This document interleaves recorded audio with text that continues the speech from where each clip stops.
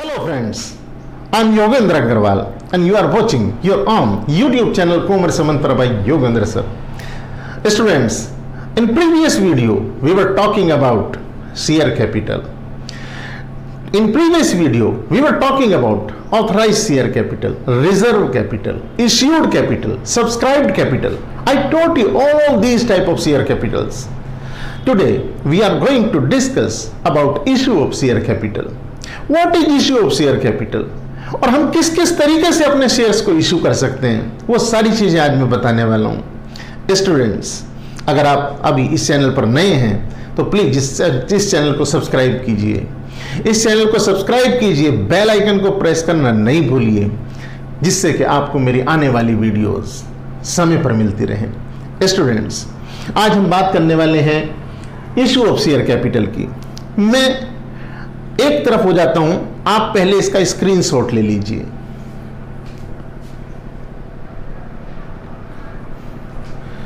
Students, जैसे कि आप देख सकते हैं, मैंने इसमें आपको दिखाया है कि हम शेयर्स को किस किस तरीके से इशू कर सकते हैं, कितने हमारे पैटर्न हो सकते हैं शेयर को इशू करने के, और उनमें किस चीज को कानून ने डिनाई किया है, लॉ ने डिनाई किया है, यह भी मैं आपको बताऊंगा। स्टूडेंट्स, जब हम इशू ऑफ शेयर की बात करते हैं तो हम दो तरीके से अपने शेयर्स को इशू कर सकते हैं। नंबर 1, हम फॉर कैश अपने शेयर को इशू कर सकते हैं। नंबर 2, हम फॉर अदर देन कैश कर सकते हैं। मतलब क्या है जी इसका?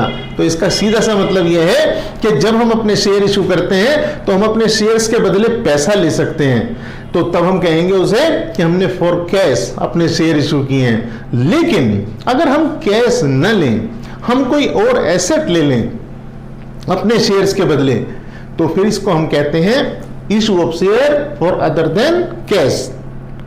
जब हम कैश में शेयर इशू करते हैं मतलब कंपनी ने शेयर्स दिए और उसके बदले में कैश लिया, तो ये किस तरीके से हम इशू कर सकते हैं, किस किस तरीके से इशू कर सकते हैं। तो मैंने यहां 2 पॉइंट लिखे हुए हैं, for lump sum payment and for instalment. हम 2 तरीके से अपने शेयर को इशू कर सकते हैं। या तो हम अपने शेयर होल्डर से कहें कि भाई आपको हम शेयर दे रहे हैं और जितने का शेयर है या जितनी हमारी रिक्वायरमेंट है आप उसको एक साथ हमें दे दीजिए, इकट्ठा हमें पेमेंट कर दीजिए। तो इसको हम कहते हैं लंप सम पेमेंट। अगर किसी वजह से हमने शेयर दिए और सारा पैसा एक साथ ले लिया तो हम इस सिचुएशन में कहते हैं कि we issued shares for lump sum payment. इसके लिए जर्नल एंट्री चूंकि बहुत आसान सी है, इसलिए मैंने साथ में यह जर्नल एंट्री भी लिख दी है। बाकी की जनरल एंट्रीज कितने आसान तरीके से बनाई जाती हैं और बनाई जा सकती हैं, ये मैं आपको नेक्स्ट वीडियो में समझाऊंगा। स्टूडेंट्स, इसकी चूंकि 2 ही जनरल एंट्रीज हैं तो मैंने यहां लिख दी है। पहला, bank account debit to share application and allotment account. Bank account debit to share application and allotment account. इसका क्या मतलब है?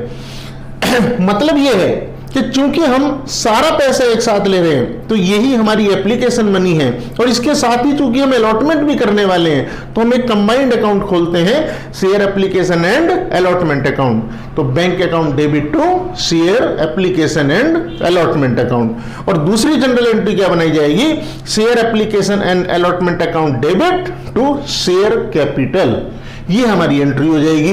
लेकिन अगर हम जितने का शेयर है उससे भी ज्यादा पैसा ले रहे हैं शेयर होल्डर से, मतलब इसको टेक्निकली कहते हैं एट प्रीमियम इशू करना, तो फिर एक सिक्योरिटी प्रीमियम रिजर्व अकाउंट में वो प्रीमियम को हमें ट्रांसफर करना होता है। तो हमारी पूरी एंट्री जो होगी वो होगी share application and allotment account debit to share capital account to security premium reserve account. और मैंने ब्रैकेट में लिखा है इफ प्रीमियम, यानी कि अगर आपने शेयर्स प्रीमियम पर इशू किए हैं तो ही ये सिचुएशन आएगी। अगर आपने शेयर एट पार, टेक्निकली भी मैं बताऊंगा what is at par, what is at premium, लेकिन अगर आपने शेयर जितने का है उससे भी ज्यादा पैसे लिए हैं तो आपको जो ज्यादा अमाउंट है, एक्सेस अमाउंट है, you have to transfer this into security premium reserve account, और बस ये जनरल एंट्री आ जाएगी पिक्चर में।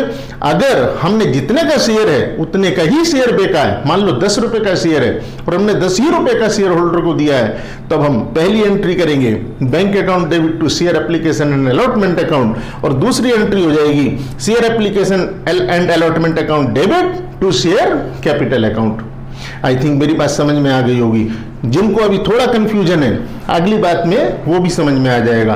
क्यों? क्योंकि मैं आपको बताने वाला हूं what is at premium, what is at par, what is at discount. इसको मैं एक्सप्लेन करता हूं। स्टूडेंट्स, जब हम अपने शेयर का सारा पैसा एक साथ न चाहते हो, कंपनी कहती है कि हम धीरे धीरे जैसे हमें रिक्वायरमेंट होगी हम शेयर होल्डर आपसे पैसा लेते रहेंगे, हमें जब जरूरत होगी हम तभी आपको कॉल करते रहेंगे और आपसे अपने शेयर का पैसा लेते रहेंगे, क्योंकि कंपनी की एक बेसिक रिक्वायरमेंट होती है। सपोज करिए आज आपने कंपनी बनाई and you are going to start a manufacturing unit.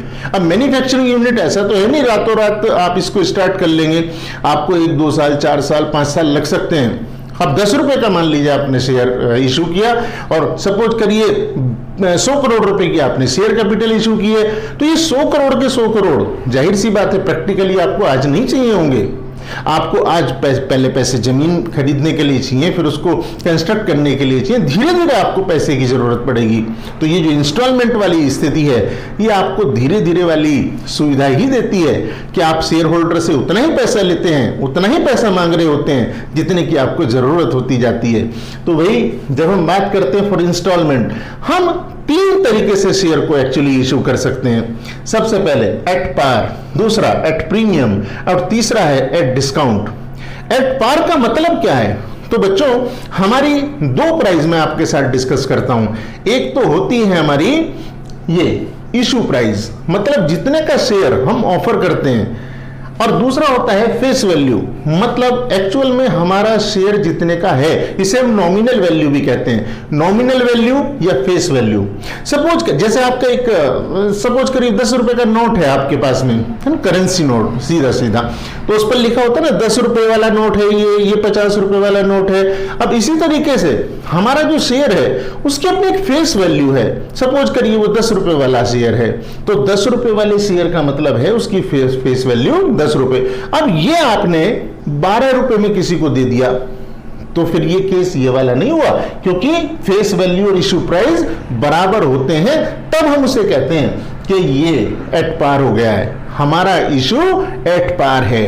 कब कहेंगे? जब हमारा इशू प्राइस और फेस वैल्यू दोनों सेम होंगी। अगर ये अलग अलग हैं तो फिर हम ऐसा नहीं कहेंगे। इसके बाद में हम एट प्रीमियम, यदि हमारी फेस वैल्यू कम हो जाए किससे? इशू प्राइस से, तब हम ये कहते हैं कि हमने इशू किया है एट प्रीमियम। कैसे ये पॉसिबल है? सपोज करिए मैं आपको अगर लिखकर बताना चाहूं, अगर 10 रुपए वाला शेयर है और आपने 10 ही रुपए में इशू किया है, तो इसका मतलब एट पार इशू किया। अगर आप कहते हैं कि शेयर तो आपका 10 रुपए वाला है, लेकिन आप इसे 12 रुपए में शेयर होल्डर को देने वाले हैं, 10 वाला शेयर और आप इसे 12 रुपए में देने वाले हैं, इसका मतलब ये केस ये वाला हो गया। You are issuing your shares at premium, तो you can issue your share at par, you may issue your shares at premium. और तीसरा है हमारा एट डिस्काउंट। तो अगर हमारा फेस वैल्यू ज्यादा हो जाए किससे? इशू प्राइस से, तब हम ये कहेंगे कि we are issuing our shares at discount. तो ये सिचुएशन अगर मैं मान लो इसको भी न्यूमेरिकली आपको समझाऊं, तो अगर सपोज करिए हमारा 10 रुपए का फेस वैल्यू है और ये ज्यादा है इशू प्राइस से। सपोज करिए हमने 9 रुपए का शेयर जनता को कहा कि ले लो भाई शेयर ले लो हमारी कंपनी के, शेयर 10 रुपए वाला है, हम जनता को ऑफर कर रहे हैं 9 रुपए में, क्या आ जाओ 9 ही रुपए में ले लो भाई, 10 रुपए वाला शेयर है 9 रुपए में ले लो। जब आप ऐसा कहते हैं तो इसका मतलब ये है you are issuing your shares at discount. लेकिन अब प्रैक्टिकली क्या चीज है वो सुनिए। देखो स्टूडेंट्स, पहले हमारा जब कंपनीज एक्ट 1956 हुआ करता था, द इंडियन कंपनीज एक्ट 1956 यानी कि कंपनी अधिनियम 1956, तब की बात तो और थी, वहां हम डिस्काउंट पर शेयर इशू कर लेते थे। लेकिन अब हमारा आ गया है कंपनी एक्ट 2013, आप लोग सभी जानते हैं, और बल्कि आपने तो पढ़ा ही है, आपके सामने तो कभी भी आया है तो यही आया है, कंपनी एक्ट 2013। तो ये जो कंपनी एक्ट 2013 आया है उसकी सेक्शन 53 डिनाई करती है। वो कहती है a company can not issue its shares at discount. एक कंपनी अब अपने शेयर डिस्काउंट पर इशू नहीं कर सकती।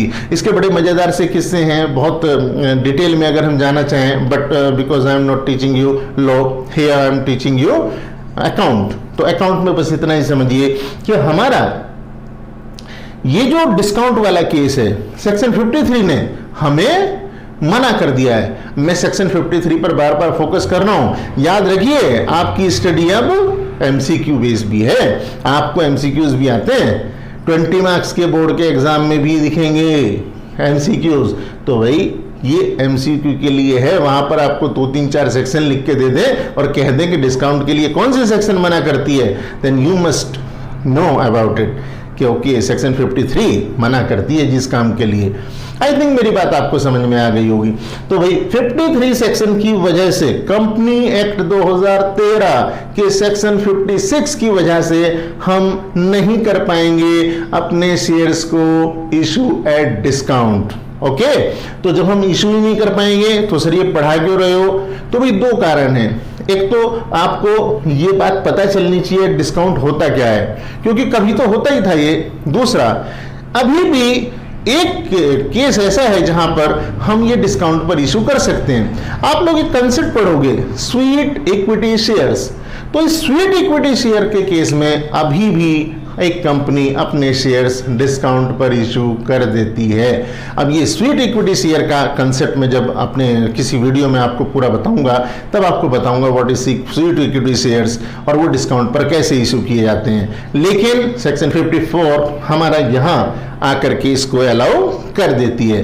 तो मेरी बात यहाँ तक कि आपको समझ में आ जानी चाहिए। जब मैं बात करता हूँ यहाँ for other than cash, for other than cash का मतलब क्या है बच्चों? तो फॉर अदर देन कैश का सीधा सा मतलब ये है कि हम अपने शेयर्स के बदले कैश न लें बल्कि कोई एसेट ले लें। सपोज करिए मुझे एक बिल्डिंग की जरूरत है, मैंने मिस्टर एक्स से एक बिल्डिंग खरीदी। सपोज करिए वो 1 करोड़ रुपए की बिल्डिंग है। अब 1 करोड़ रुपए की बिल्डिंग मैंने मिस्टर एक्स से खरीदी, लेकिन मेरे पास कैश नहीं है। वो कह रहा मुझे कैश चाहिए भी नहीं। ऐसा करिए आप अपनी कंपनी के शेयर्स मुझे दे दीजिए। तो ठीक है, इसे कहते हैं issue of shares for other than cash.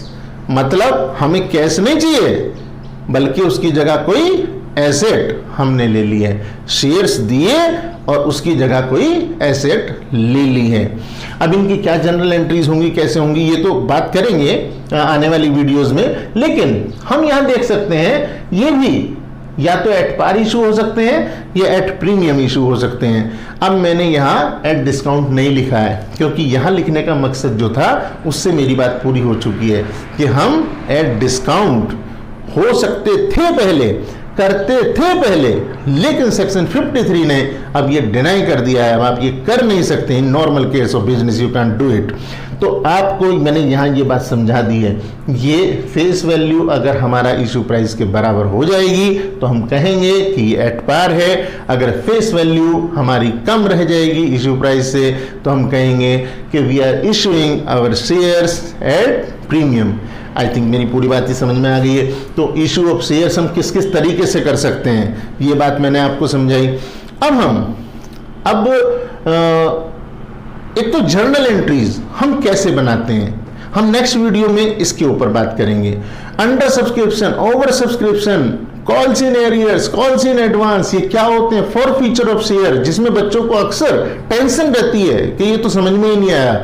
हम कहते हैं आपको बिल्कुल कोई प्रॉब्लम होगी नहीं, बस आप जिस तरीके से हम समझाते हैं उस तरीके से समझिए। एग्जाम का भी इवन कैसे भी क्वेश्चन आपके लिए आ जाए आपको टेंशन नहीं होगी। इतने आसान तरीके से मैं आपको ये सब चीजें बताने वाला हूं। फॉर फीचर ऑफ शेयर, अक्सर बच्चे डरते हैं, नहीं मानते तो अपने अपने फ्रेंड से बात कर लीजिए। वो कहेंगे नहीं फोर फीचर थोड़ा सा डिफिकल्टी है। जिसने बहुत मेहनत कर रखी होगी वो कहेगा हाँ मुझे समझ में तो आ गया लेकिन था बहुत डिफिकल्ट भाई। तो लेकिन आपको ये डिफिकल्ट नहीं लगेगा, आई गारंटी।